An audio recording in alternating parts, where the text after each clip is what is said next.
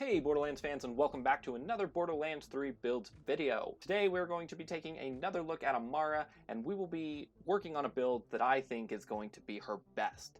This is the build that when I first saw her I thought, yes, that's what I should do. And now we're going to work on it. Remember, as always, leave a like on this video if you enjoy it, subscribe for more, and we're getting close, guys. We have just over a week left until Borderlands comes out.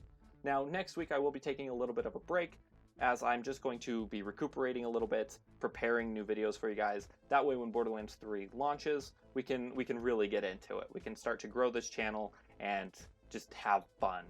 So with all of that out of the way, the first thing we're going to do today is come over and grab the Do Harm skill.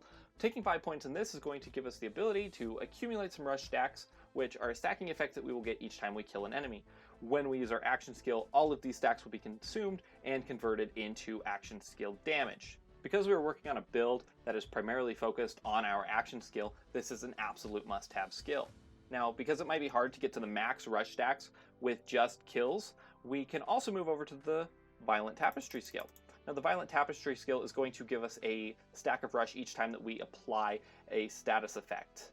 Additionally, once we consume all of these stacks with our action skill, we're now going to get a bonus to our effect chance, meaning that it's now easier to set enemies on fire. It's now easier to corrode enemies, and now it's easier to accumulate rush stacks, which means that we're going to be getting the max effect out of our Do Harm skill as often as possible. Now also, because we are trying to maximize our ability to use our action skill, we're going to pick up the Restless skill. I really do not see a build out there for Amara where you don't want this skill. It's going to reduce our cooldown time by 25%. Now, the beauty of this build is it doesn't matter what action skill we use, and it doesn't matter what augments we use. But regardless of what augment we use, we want the Ascendant skill, as this is going to buff all of them. From here, we're going to move down and take 3 points in the Laid Bare skill, which is basically going to work like that beautiful Zero skill marked for death, where now, when we hit an enemy with our action skill, they're going to take 25% more damage for a short time after being hit. We're now going to move over to the Wrath skill.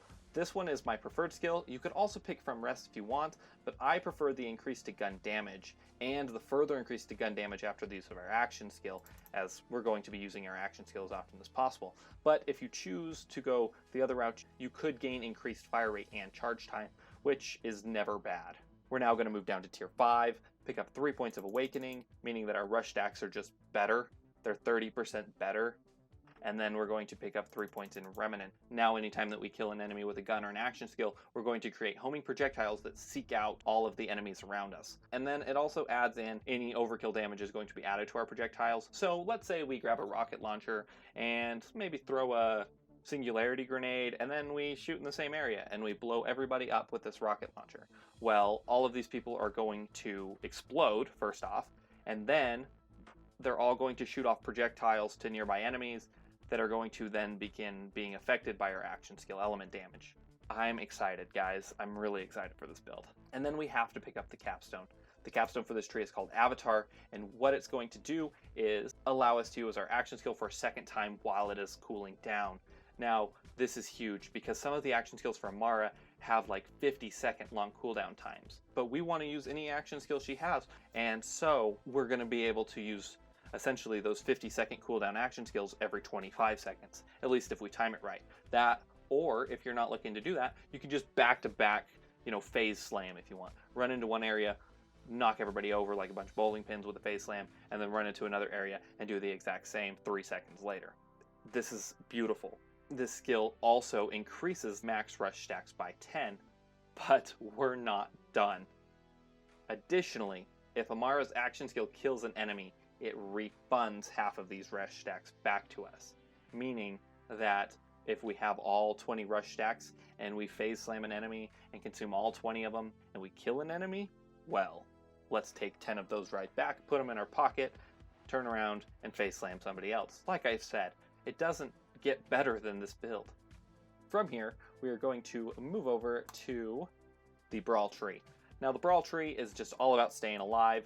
We recently had a kind of a tank video last week that covered this tree pretty well, but we're gonna use it kind of just to supplement the build this time rather than be the core aspect of our build. Taking 5 points in clarity, we're going to get some passive health regen that's going to be 5% of missing health per second, but that will be doubled each time we use our action skill for a short time. Because we're going to be using our action skill all the time, we should always have pretty high health regen, which is nice. Next, we're going to get 5 points in the Helping Hands tree, which is going to give us some passive damage reduction, 40% passive damage reduction, for 15 seconds after each use of the action skill. With how often we're going to be using our action skill, this should be all the time. The next skill we're going to pick up is Samsara. What this skill is going to do for us is grant us a stacking effect. We get a stack each time we hit an enemy with an action skill, and each stack is going to give us increased gun damage and health regeneration, making us more powerful and keeping us alive. And now we're going to move down, just put 2 points in the Vigor skill, which is going to grant us the kill skill, which is going to just buff our whole team, giving a 6.7% move speed to everybody standing around us. If you have an ally that's using a Zane build that's focused on move speed, this will help him out, causing him to do a little bit more damage. Really, this is going to personally help you, but also help each of your allies. And we have now kind of finished up this tree a little bit, just using it to round us out before we move over to the Fist of the Elements tree. Now, we only have 5 points to spend here, and I'm going to put all 5 points in Anima. What this is going to do for us is increase the status effect damage, and our action skill status effect damage will be further increased. The 5 points in this tree, however, are going to unlock the Soulfire skill for us.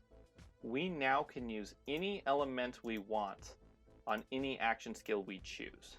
Now, there are a few action skills that we did not get, but they are the less offensive ones. We didn't get the Phase Grasps, and they are good. Don't get me wrong, I do love each of these skills. But with this build, I am probably going to use a Phase Slam ability. I will probably use Fracture, to be completely honest with you guys, but it doesn't matter. I can use Downfall if I want, and I can throw on Blight Tiger, or I can leave the Chakra ability and take Deliverance, or I can take Soulfire and put that on top of Reverberation. Like, this build is just built around the idea that you have freedom with your action skill. And we've unlocked all but one of the action skill augments, which is going to give us a ton of variety in the playstyle.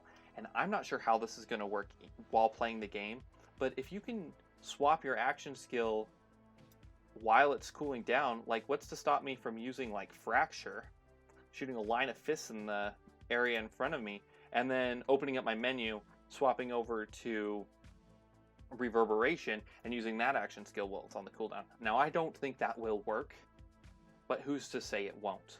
Or better yet, what if I use Deliverance, and then while Deliverance is cooling down, I swap from the Stillness of Mind skill to the Revelation skill?